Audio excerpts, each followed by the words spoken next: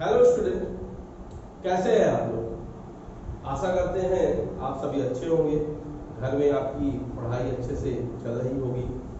और जैसा कि आप लोग जानते हैं कि हम फिजिक्स की क्लास इस वीडियो में ले रहे हैं और आपको पिछली वीडियो में हमने आपको इरर के बारे में बताया था और इरर से संबंधित सवाल को करवाया।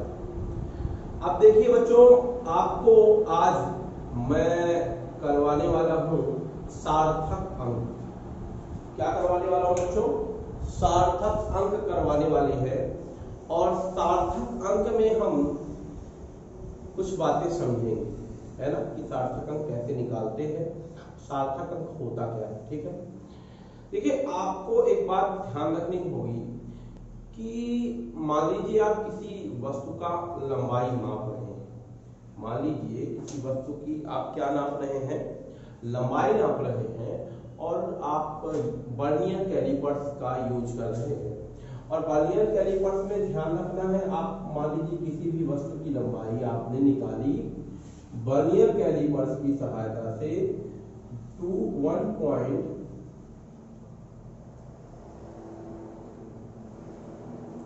कितनी निकाली बच्चों? 1.25 निकाली, है ना। और इस तरह यहां पास हमको एक नंबर मिल गया 1.25, क्योंकि हम वर्नियर कैलिपर्स की सहायता से दशमलव के 2 अंक तक मान निकाल सकते हैं। ठीक है, तो यहां पास आपको ये समझना होगा, इसमें ये 2 अंक जो हैं ये कहलाते हैं हमारे यथार्थता पूर्वक नापे गए नंबर। क्या कहलाते हैं? यथार्थता पूर्वक ज्ञात नंबर। और ये जो 5 होगा हमारा, ये 5 इसे ही बोलेंगे हम संदिग्ध नंबर। क्या बोलेंगे? संदिग्ध नंबर बोलेंगे। 5 को हम क्या बोलेंगे? संदिग्ध नंबर बोलेंगे। क्यों ऐसा बोलेंगे भाई? क्योंकि जो इसका मान होगा, हमारा जो मान है, क्योंकि हमने दशमलव के 1 अंक 2 अंक तक निकाला है, तो इसका मतलब ये है कि इसका मान भाई 5 से ज्यादा भी हो सकता है। यानी कितना?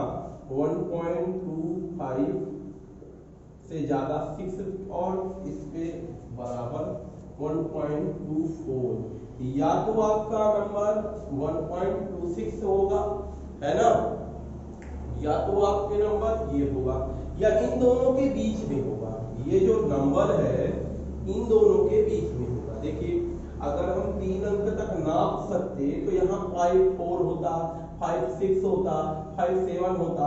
तो मतलब सीधी सी बात है, इसका मान हमारा 1.26, मतलब इससे ज्यादा भी हो सकता था, इससे ज्यादा भी हो सकता था। अगर हमारा मान मान लीजिए ऐसा होता तो भाई इससे ज्यादा ना हो गया। तो सीधी सी बात है, ये 5 वैल्यू जो है दी हुई है, ये भाई एग्जैक्ट वैल्यू नहीं होकर, भाई हम जब 2 अंक तक ही नापे हैं, मान लीजिए 3 अंक तक नापे तो कुछ और नंबर आता, यानी सीधी सी बात है कि भाई ये कौन सा नाप कहलाएगा? ये मान निश्चित नहीं है। यानी ये कौन सा नंबर है? हमारा संदिग्ध नंबर है। जो लास्ट वाला नंबर होता है उसे हम क्या बोलते हैं?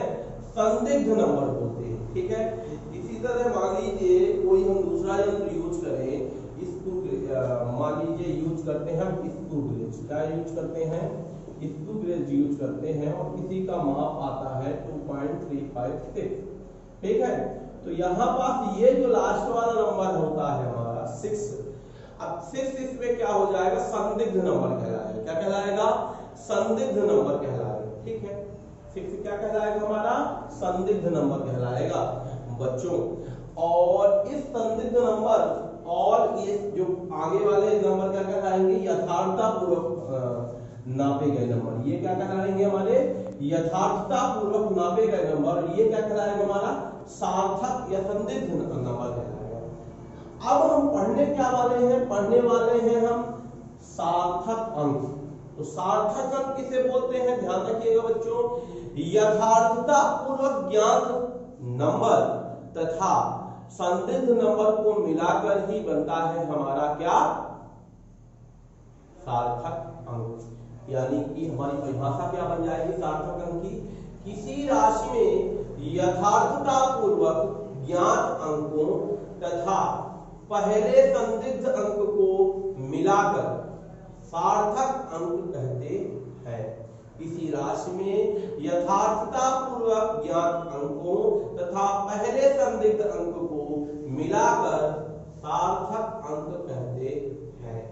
ठीक है, और ध्यान रखना है बच्चों कि किसी माप में जितने सार्थक अंक होते हैं वह माप उतनी ही अधिक यथार्थ कही जाती है, यानी उतने ही अधिक अच्छे तरीके से आप उसको क्या कर सकते हैं, नाप सकते हैं। ठीक है, समझ में आया बच्चों। अब यहाँ पास एक बात ध्यान रखना है आपको कि इसका कुछ नियम है, सार्थक अंक निकालने के कुछ नियम है। उन्हीं नियमों को नियम को हम लिखने जा रहे हैं और एक एक नियम को मैं समझाऊंगा आपको। ठीक है ना, ध्यान से देखिएगा। तो पहला नियम क्या है सार्थक अंक का, ध्यान रखिएगा। सभी अशून्य अंक, सभी अशून्य अंक जो होते हैं, सभी अशून्य अंक यानी कि 1, 2, 3 इसी तरह 9, इसे क्या बोलते हैं, अशून्य अंक बोलते हैं। सभी अशून्य अंक जो होते हैं वह सार्थक अंक होते हैं। क्या होते हैं, सार्थक अंक होते हैं, सार्थक अंक होते हैं। एग्जाम्पल देखिएगा बच्चों, जैसे मान लीजिए आपका उदाहरण दिया हुआ है 5, 7, 6, 8, 3, 4 और यहाँ पास 2 अंक के बाद दशमलव लगा हुआ है। ठीक है, तो देखिएगा बच्चों इसमें या फिर एक और इसमें जो है कितने अंक है बताइए, 1, 2, 3, 4, 5, 6। दशमलव को अगर नहीं ध्यान दें तो इसमें कितने अंक हो गए, 4, 2, 6 हो गए। यानी इसमें सार्थक अंक कितने हैं, सार्थक अंक इसमें होंगे, सार्थक अंक इसमें हो जाएंगे 6। आया समझ में बच्चों। या दूसरा एग्जांपल ले, आपका मान लीजिए 7.62 आ गया, तो इसका जो सार्थक अंक होगा वो होगा कितना, सार्थक अंक इसका कितना आ जाएगा बच्चों, सार्थक अंक आ जाएगा इसका कितना बताइए, 1, 2, 3।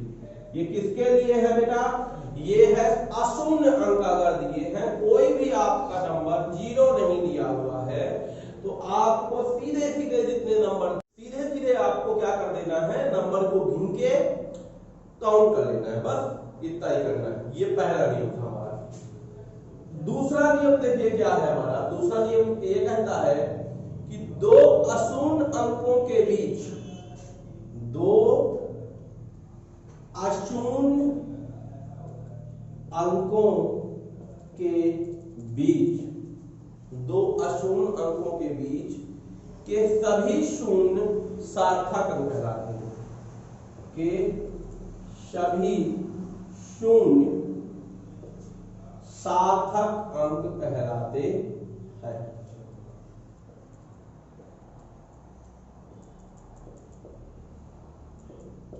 कैसे बच्चों देखिएगा, मान लीजिए एक एग्जांपल ले लेते हैं हम 35000.007।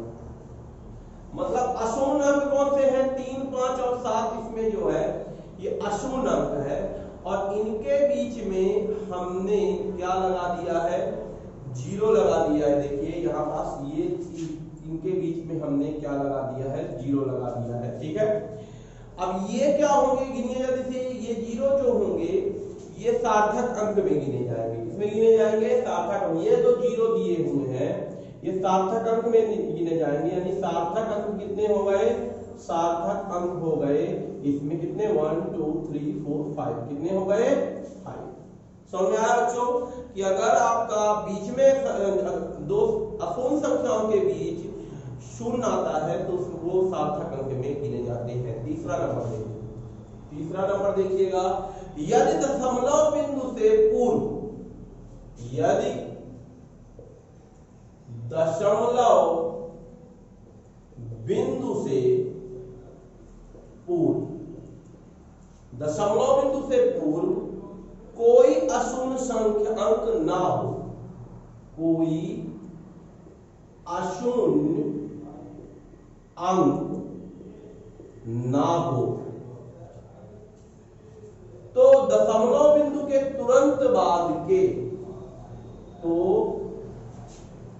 दशमलव बिंदु के तुरंत बाद के, जस्ट बाद के शून्य सार्थक अंक नहीं होंगे, शून्य सार्थक अंक नहीं होंगे। ये दिमाग में बैठा लीजिए, बहुत इंपॉर्टेंट ये मतलब नियम है कि यदि मान लीजिए कोई दशमलव का अंक है, उसके पहले कोई नंबर नहीं है, तो शून्य जो होगा दशमलव के बाद वाला, भले नंबर के पहले लिखा हो, वो काउंट नहीं किया जाएगा, वो सार्थक अंक में नहीं गिना जाएगा। यानी इनको शून्य को छोड़कर ही सभी अंक सार्थक अंक होगा, है ना। इनको छोड़कर सभी अंक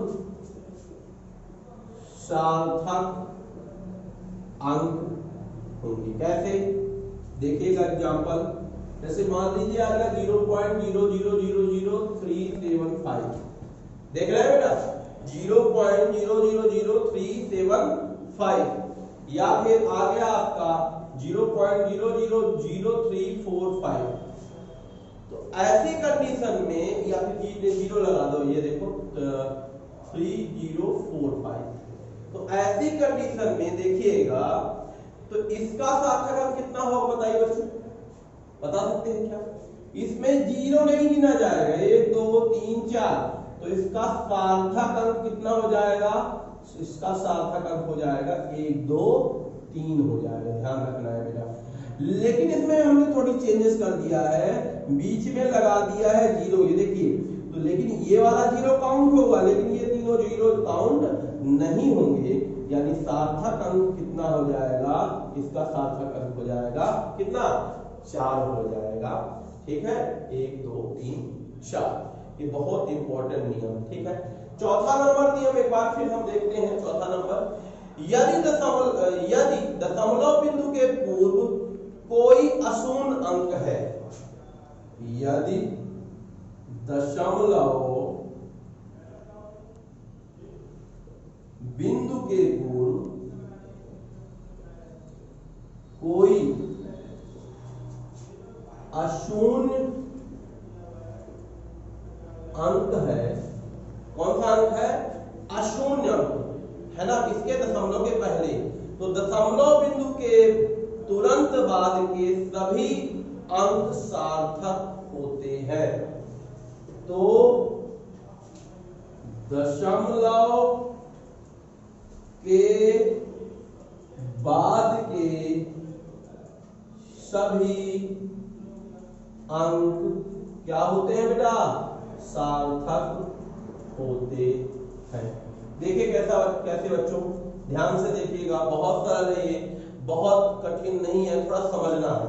जैसे अभी मैंने बताया कि अगर क्या हो, दशमलव के पूर्व अशून्य अंक ना हो, यानी जीरो, तो आप इसको काउंट नहीं करते हैं। लेकिन यहीं पास आ जाए, मान लीजिए नंबर आ गया कोई 00037 ऐसे आ गया, ध्यान दीजिएगा। अब यहां पास कोई संख्या लिख दी गई है, तो अब इसको जीरो को काउंट करना है। देखिए बच्चों, बहुत ध्यान से देखना है ना, आसान नहीं है ये, लेकिन आपको अगर नियम पता है तो सब निकाल लेंगे। अगर आपका कोई नंबर आ गया जीरो की जगह, तो इसको भी काउंट करेंगे, यानी कितने हो जाएंगे बच्चों बताइए, जल्दी से गिनिए। 1 2 3 हो गए क्या? नहीं, 3 3 6 हो गए, यानी सार्थक अंक कितने हो जाएंगे? 6 हो जाएंगे, यानी बीच वाले भी जीरो काउंट हो जाएंगे अगर दशमलव के पहले कोई नंबर लिखा हुआ है। इसकी 5वां नंबर देखिए नियम, अब इसको लिखेंगे नहीं, थोड़ा समझिए आप लोग।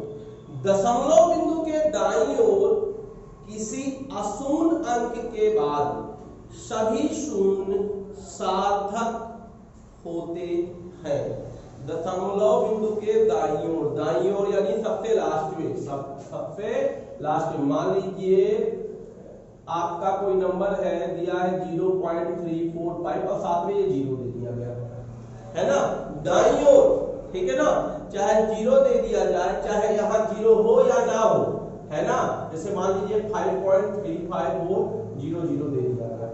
अब देखिएगा इसमें सार्थक अंक, ये तो सार्थक अंक नहीं है, तो इसमें सार्थक अंक 4 होंगे। कितने होंगे सार्थक अंक? सार्थक अंक होंगे इसमें 4 होंगे। इसमें कितने होंगे? इसको भी गिनेंगे, दाईं ओर वाले सभी गिनते हैं, 1 2 3 4 5, तो सार्थक अंक क्या हो जाएंगे? सार्थक अंक हो जाएंगे कितने? 3 2 5 हो जाएंगे। देखिए बच्चों, ये साधारण नियम नहीं है कि आप दशमलव के बाद वाले 0 को छोड़ दें, ऐसा नहीं है बेटा। यहाँ हम मापन कर रहे हैं और मापन में दशमलव के कितने अंक तक निकाले हैं ये भी महत्वपूर्ण है, ये संदिग्ध अंक में आता है और ये बहुत महत्वपूर्ण है ना। तो सार्थक अंक में हम लास्ट वाले 0 को जरूर लेते हैं, ध्यान रखना है आपको, है ना। लास्ट में 0 आ जाता है, चाहे 0 लिखा हो चाहे नहीं लिखा हो, दशमलव के पहले अपूर्ण संख्या हो या पूर्ण संख्या हो, बाद में अगर 0 आता है तो सार्थक अंक में काउंट किया जाएगा, ठीक है।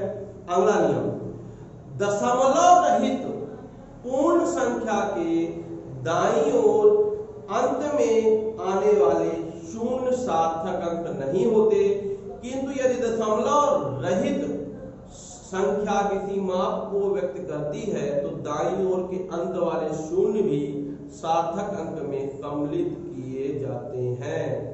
देखिएगा, अगर मान लीजिए, अब इसी ये अगला रूल है, अगर मान लीजिए आप ऐसे नापते हैं, कितना दे दिया, 35,000 रुपए दे दिया आपको, 35,000 बस है, तो इसका सार्थक अंक मात्र ये 2 अंक होंगे, इसके सार्थक अंक कितने होंगे? 2 होंगे, इसके सार्थक अंक कितना होगा?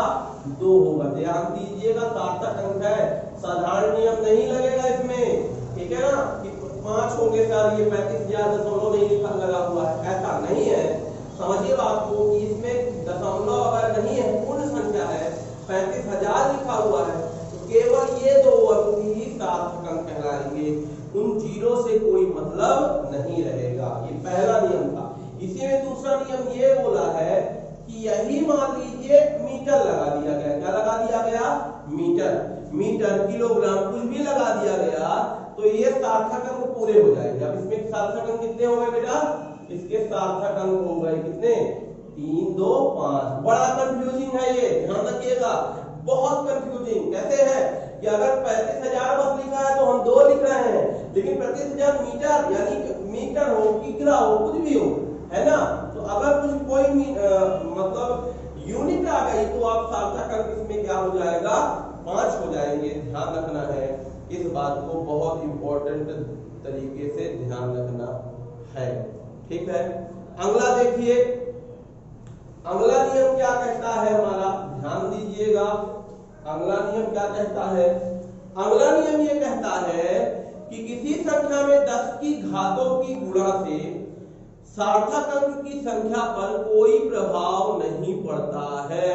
अगर मान लीजिए कोई हमारा क्या है, कोई नंबर दिया हुआ है और आपको दे दिया गया 10 की पावर में वैल्यू दी हुई है ना, तो ये 10 की पावर का कोई इसमें प्रभाव नहीं पड़ता है। ध्यान रखना है कि इसके सार्थक अंक कितने होंगे?